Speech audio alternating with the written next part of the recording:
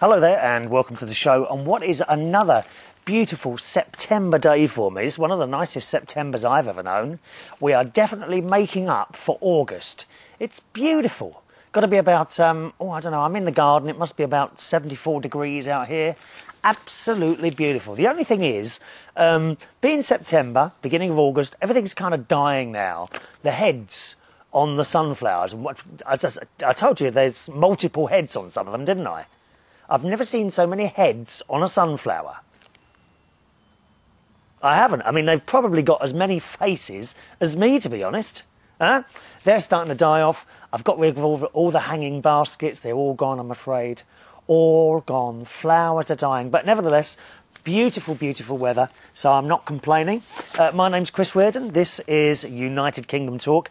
3 times a week, half-hour chat show. Now, you can join in by email, by postal address or by text message. All those methods are coming up very, very shortly, all right? Now, I forgot to tell you, I was Millie, motorised Millie, is now back in Minnesota in the US of A after her extensive on-tour visit to the UK. And I told you all about...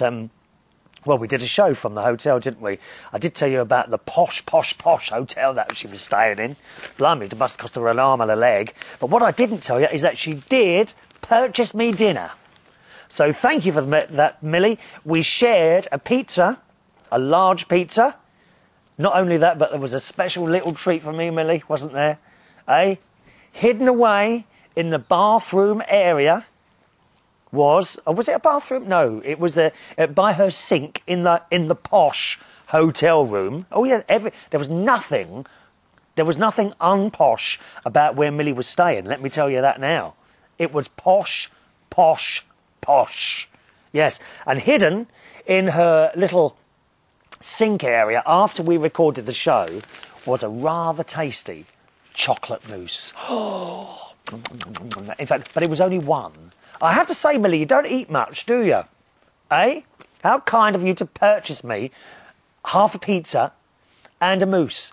Although I have to say, Millie, I would have eaten a whole pizza. I hope you don't mind me saying, because I'm a fat pig. That's why. My mate Ronnie, who I haven't seen for a couple of weeks, he's just up to here with work. Work, stress. You know my mate Ron.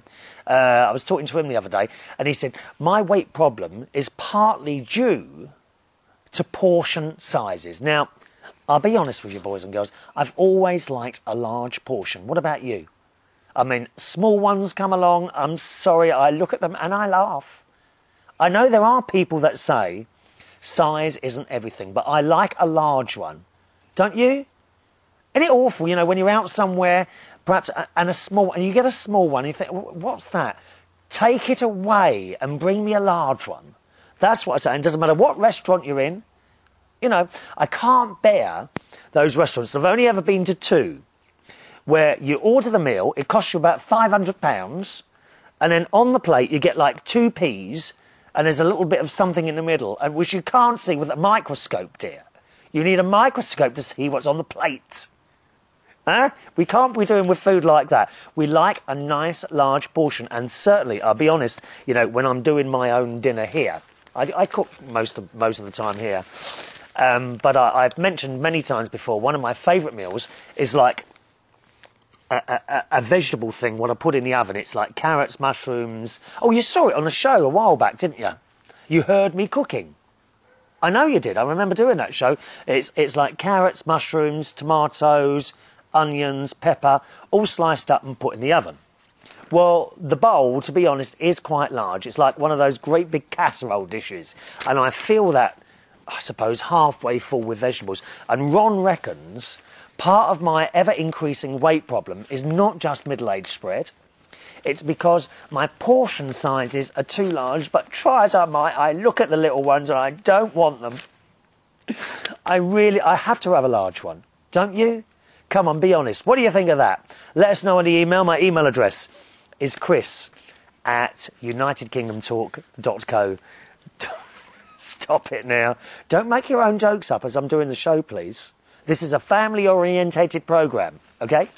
My email address is chris at unitedkingdomtalk.co.uk. You can also text the show, okay, by text message. And we've got a couple of texts this week to read out to you.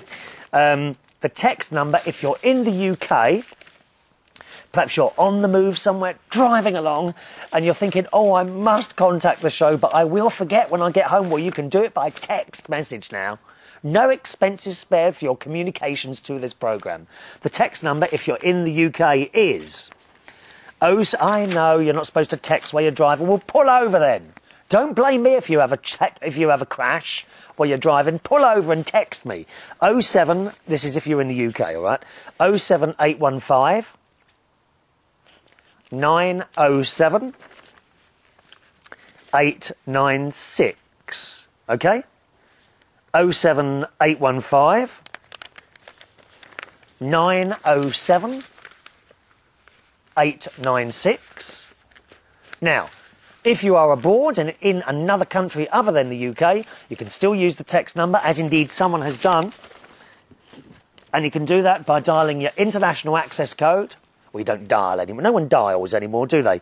Followed by 44 for the UK, 7815 907 896. All right, and it does work. Here we go again. If you're international, you want to text the show by your mobile phone, then dial your international access code, which could be 00, but might be something else wherever you are, followed by 44, which gets you into our UK circuits, 7815 907 896. Ever so easy. Ever so easy. There is a postal address as well. That's coming up. Don't worry. I've got all the methods of communication here. You don't think I say the number too fast, do you? You are getting that, are you? OK. Now, there's a text message, and I know it works internationally because we've got a text message, our first ever international text message. If there was a prize, Marsha in Florida, you would win it. But there isn't. So I can't give you one. And Marsha texts, "Hi, Chris. Love the new texting service. Just caught the show on the 5th of September where you found a spider and screamed like a girl. Hilarious." Well, I don't think so, Marsha. It's not hilarious, dear. I bet you do the same. We don't like large spiders. We don't like to kill them either, admittedly. I always carefully place a glass over it. It's almost as if spiders don't want to die, isn't it? Because if you creep up on them, right, and you put the glass on, they don't move. I think they know that we are trying to be nice and kind to them. What do you reckon? Come on, Marsha, are there any large spiders near? Do you have any poisonous spiders where you are in Florida? Perhaps you'd like to send me a picture. Perhaps you've been bitten by one and you could send me a picture of where the fangs actually went into your flesh. We want to see that here on United Kingdom Talk.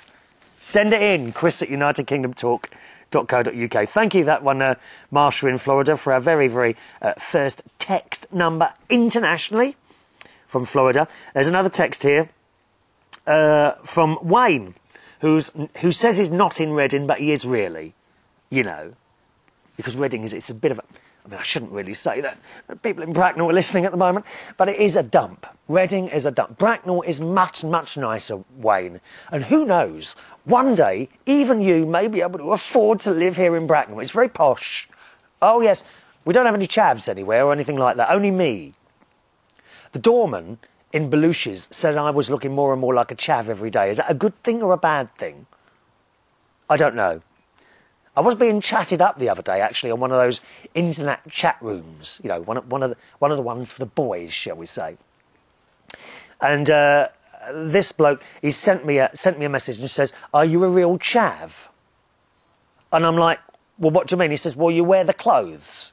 He says, "You know, you've always got like some cheap T-shirt or something like that." And well, we've got more things to spend money on than clothes there. We have. And I said, "Well, what's your definition of a chav?" And he said, "They're full of arrogance and want it all the time." I don't know what he meant by want it. I'm quite happy to sit there with a cup of tea, if you don't mind, and a chat with my friends. We've gone past that age now. Wayne writes, life, because when I was on holiday a couple of weeks ago, we're only at my sister's. Life without United Kingdom talk is so plain.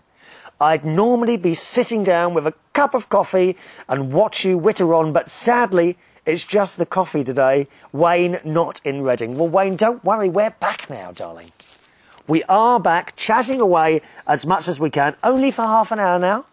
Only for half an hour. A couple of people are a little bit disappointed. The show is only now on for half an hour, but it was time restrictions really, and the new karaoke night and everything else I'm doing, and it's just I just haven't got the time to sit here now for an hour 3 times a week. However, if I find I've got more time, what I'm going to do is perhaps at some point, I don't know when, maybe do another half-hour show, so it would be 4 instead of 3. I don't know yet, but we'll have to see how we go with the 3 for the time being, so thank you very much for your kind messages there.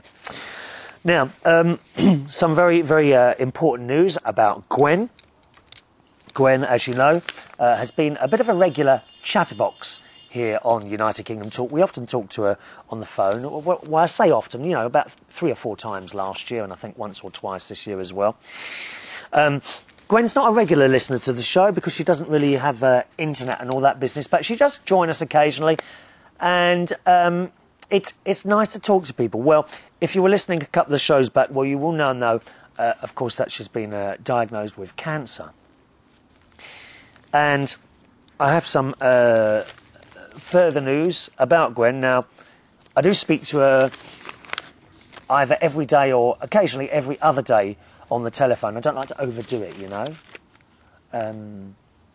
Although I have to say, I think, actually, in retrospect, when I was in hospital, good 10 years ago now, the one thing you want is to talk to people. Okay? Now, admittedly, if you live a long way away from a hospital or wherever they are, you know, could be in a hospice or something like that, then I suppose sending a card or flowers is acceptable, right? But nothing beats talking to another living person when you were ill. And it's the same, I think, when you're ill at home. When I had those 2 strange viruses that were rushing through my body in the last couple of years that completely knocked me out, the one thing that brightened up my day was a phone call or a visit. And it takes your mind off things. Very, very important. You know, so if you have got anyone in hospital or will in the future perhaps, do bear that in mind. The one thing that person wants in hospital is some human contact of some sort, a live human contact. Okay? So perhaps, I think maybe I should ring her every day. That would be better, wouldn't it? Rather than every other day. Yeah, I think so. Anyway, I've just literally got off the phone to her a few moments ago. And here's the news so far. Okay? Now, Gwen has also got a sense of humour. Even though, you know, she's in this bad way at the moment, she's got a sense of humour. And the other day, she was being taken down to the operating theatre because they want to do some investigative surgery. Oh, the cat's just jumped on my lap. Hello, Katie. Put your towel down, lovely. It's mucking up my microphone. So on the way down to the operating theatre, she said she was being pushed along by the anaesthetist. I can never say that word. Anaesthetist. You know, the one that puts the gas mask on you and gives you the injection to knock you out. And they were pushing her slowly, and then something happened, and the bloke stopped the trolley and started talking to someone. Now, with this, he kind of took his eye off the trolley, and it started rolling towards the operating theatre. Only slowly, you know, it didn't like sort of suddenly rush away at 200 mile an hour. And the doors, I think the doors must be automatic. Anyway, the doors opened And as this trolley was rolling in on its own, she put up her hand and leg to the surgeons that were waiting in the operating theatre and said, "I've arrived." And all the surgeons and that started laughing. So that's quite nice, isn't it? It kind of, you know, when something happens like that, it's such a serious moment in one's life. It's nice to kind of break it up a bit, isn't it? Anyway, so there you are. See, she's still got her sense of humour. Investigative surgery. That's where they open you up to have a look and to see what's happened so far. And the good news is that the cancer doesn't look like it's spread to her bladder and bowel. All right, so they're clear, no growths there. The bad news is it is quite a large tumour. So what's going to happen is that they're going to she actually goes home, I think, tomorrow, and they've got to give her radiotherapy. Not chemotherapy as well, because they don't think she'd be strong enough to take that at the moment. Okay, so she's going to be going home tomorrow, and then every day for the next 5 weeks she has to go to the hospital and have radiotherapy. Also, yesterday she was given a blood transplant. Sorry, a blood... What is that? No, a blood transfusion, which she said has put a lot more colour back into her face, because apparently she was looking rather white. I haven't been to see her, but she just told me she was looking rather white, so that's it. She also said she had a bit of a bad day a couple of days ago, where when she got up, was that yesterday? The day after the investigative operation, when she woke up in the morning, she felt a bit, bleh, a little bit like that. That was probably due to the anaesthetic, so we're not too worried about that. So that's the news from Gwen at the moment. Her large tumour is in the uterus. Okay, those of you that want to know that. And don't worry if you think I'm perhaps being... Perhaps you might think that I shouldn't be talking about someone's personal life like this. She wants you to know. Okay?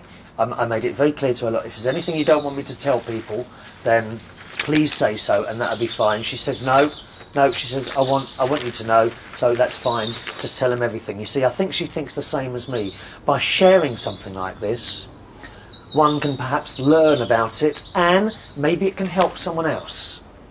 Alright? And as you know, boys and girls, that's what this show is all about, sharing our stories. Good ones, bad ones, funny ones, sad ones. That's what the show's about.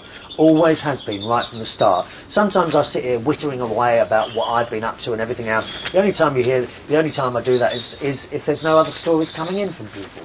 Okay? And I hope sometimes that my experiences will perhaps instigate some sort of conversation with you, so that we can discuss things back and forth on the show. And it's always quite fun and indeed nice to do that, I think. As you know, the emails do sometimes take a while to come up because the show is recorded a week in advance, but the emails always do eventually come up. Alright? Now, a couple of lovely messages coming in from people to Gwen, and once again she said, yeah, please read the messages out so that people know that kind people are out there and want to send messages like that. First of all, from Tom, who has his own podcast, TomHarrisUSA.com. Alright, TomHarrisUSA.com, and says, Chris, so sorry to hear about Gwen's cancer diagnosis. I hope you'll pass this along to her, and best wishes for her recovery. Maybe some of us other podcasters can put together some little audio get well cards for her. Do you reckon she'd like that? Yes, I do. I think that's a lovely idea, and anyone that might want to send it, it's something a bit different, you know. And I think anything that takes someone's mind off a problem can only be good. Alright? So if you want to send MP3s in to me, anyone who is able to do that, send me an MP3 of perhaps some sort of get well message, anything you want. It could be a song, anything you want, and I'll collect them together and make a CD, and I'll take that to her. okay? And she'll sit there. She'll probably cry. You know how it is when you get nice things happen like that. She was crying when I read the letters. She doesn't mind you knowing, because she's so touched by your kind thoughts. So I like that very much idea.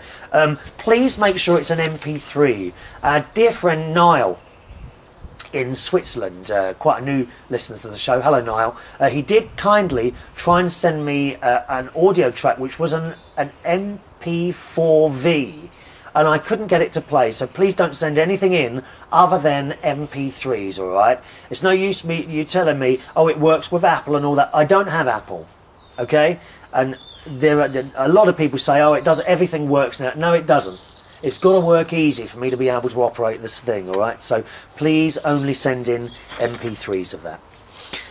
And also there's an email here from Robert in Iceland, who writes, Dear Gwen, you do not know me, but you may know of me. Robert the Viking. Yes, that fool from Iceland. Chris has told us that you've been diagnosed with cancer. Our thoughts and prayers, not just from me, but from my family, are with you. And that's from Robert Pales. So thank you very much for those couple of emails. And Suko as well sent a very nice message, which I've also passed on. So thank you for that one, Suko. All right. Now, the postal address, as I say, any messages like that, send them on the email, chris@unitedkingdomtalk.co.uk, chris@unitedkingdomtalk.co.uk. Also, Pretty Boy Steve, who comes to Belushi's, sent me a text message to be passed on again to Gwen, so I've passed that on to her as well, right? Pretty Boy Steve. And Dave the Rave, also from Belushi's, and indeed Millie in Minnesota also have sent nice messages to Gwen and hope of her speedy recovery, all right? Now, the postal address, if you want to send in a letter or a postcard, anything like that, the postal address is Chris Reardon, United Kingdom Talk, P.O. Box 4073, Bracknell, Bracknell, RG 429ED, United Kingdom. Perhaps a couple of get well cards. I don't know. It's entirely up to you. Okay, you don't have to if you want to. It's Chris Reardon, United Kingdom Talk, P.O. Box 4073, Bracknell, Bracknell, RG 429ED, United Kingdom. All right. Okay. Got to say hello to Craig Wright, someone I've known for about 5 years. Never actually met him. He was a young boy when I first spoke to him, 15 years old, I think. And that would be, I think I'm right in saying that, it was about 5 years ago. And we kind of got in contact when I was doing a show on an internet radio station, a music and chat show on this, and he took an interest. And I shared my experiences of radio with him. And once again, it's happened again where he is now doing some internet radio himself, because he kind of liked what I did, I think. And I always like it. And he's 20 years old now. He's had a bit of a rough time the last year or so, but he's not doing bad now. Back home living with mum and dad, and he wanted to say, he wanted me to mention his name. So Craig, and good luck with your new internet radio show. I did hear your demo. Quite good, actually. Yep, you've got a nice voice there. So good luck, Craig, who's in Mountain Ash in Wales. 5 years, it just goes like that, isn't it? Can you? I can't click my finger. Goes like that time now, doesn't it? Absolutely goes like that. Thank you, Craig. All right, email time, boys and girls. Hello to Stuart, who wrote something on the Facebook wall. I do have Facebook and Twitter. It's the same username for both, okay? Chris Reardon UK.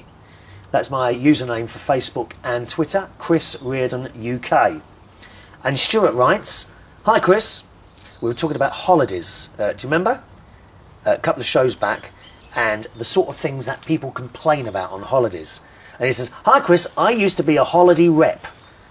Blimey, I bet all the girls were after you. What's all that about? Why is it by being a holiday rep, all these other people are after you? Never happens to me, eh? He says, I used to be a holiday rep and the complaints I got were sometimes unbelievable because we were talking about the things that people complain about while on holiday. I worked in Corfu and I got told that the food was too Greek. And also, when there was a cloud or two in the sky, they would ask, why is it not sunny? I would reply, well, did you pay for the sun supplement? They would then look puzzled and reply, oh no, I didn't. Aren't they stupid? People are just so stupid. No, I didn't, they said. Some Brits love a good moan. They're never happy. Oh yeah, but we all do like a good moan. Not that I'd ever complain about everything. You've never hear me moan about anything at all, Stuart. I'll tell you that now. Thank you, Stuart. Nice to hear from you. Carl in Yorkshire says, I'm usually cooking my evening meal when I watch or listen to your show. I'm not sure which made me feel worse. A couple of shows ago, you talking about bed bugs or the image of you laying naked on your new sofa. Well, what's wrong with me? Would you like me to send a picture, Carl? Is that what you want? A little picture of me laying naked on my sofa? I think that could make the news of the world, couldn't it? All right. Thank you, Carl. A comment posted on the YouTube site, because of course you can watch the show as well as listen to it. Just go to the main United Kingdom Talk website, unitedkingdomtalk.co.uk, and you can watch or listen. It's entirely up to you, all right? And this is from username D Farnborough. I'm not sure where he is. He says, looking at your videos, bother, I thought you were Christopher Eccleston, the old Doctor Who. No, that's not me, although yes, I know, I look very, very much like Christopher Eccleston, don't I? Perhaps he's a secret brother from years ago, do you think? He could be a secret brother, you know. And an email here from Suko in New York, who writes this note to Yannick, who recently wrote the show and started going on about my weight. And I am at the moment 13 stone and 7 pounds. Okay, I'm not happy about it, believe me. Action must be taken again. By the way, no one's written back, are bagels better than bread for weight loss? Or are they just as bad as each other? I'm not sure. Do let us know. Chris at unitedkingdomtalk.co.uk. And Suko writes to Yannick, I take umbrage in what you said about my friends James Dean and Chris Reardon. I spent some time with both of them this summer, and believe me when I tell you, James's face is not fat. It's just round, and photographs bigger than it looks. Kind of like the way my body photographs. But he is very cute. I don't know so much if I agree with that. James Dean, incidentally, of matineeshow.co.uk. You'll enjoy that show. It's all show tunes and him whittering on about nothing. That once again, matineeshow.co.uk is where you'll find that show. He's very cute and nice and tall. And okay, Chris may be a little pudgy. What do you mean by that, Suko? But he's attractive in an unconventional way. Well, I'm not quite sure what she means by that, but I suppose thanks are in order there, Suko. Although the next email from Suko that arrived recently is a very strange one. Oh, I haven't got time to read that on today's show, I'm afraid. All right, but very, very quickly, let me see. One more email from here. Have I got time to do that? No, I don't think I have, actually. I don't think I have got time to do that other email. No, we'll leave that for the next show. One more bit of news for you. Do you remember Liam Spud, who used to work with me in Belushi's in Hammersmith? He recently went over to Paris to work at Belushi's there. Well, 3 months later, I'm afraid he's on his way back. He's probably back here already. He hated it. He absolutely hated the job there, big time. So he's on his way back now. And fortunately, the guy who was running the Hammersmith branch of Belushi's, who's now at the London Bridge Belushi's, is taking him back and his girlfriend, and they're going to work in the London Bridge Belushi's, where I will be working soon on Wednesday night. So it's a shame, but at least he tried it. I think 3 months is long enough. He absolutely hated it. He absolutely hated working at Belushi's in Paris. But there you go. You know, not everything fits everyone, doesn't it? One size certainly doesn't fit all. And that's all from the show today. Thanks very much for joining. 3 times a week talk show. This is United Kingdom Talk. Email address, chris@unitedkingdomtalk.co.uk. See you on the next show. Thanks for watching and listening. Bye-bye.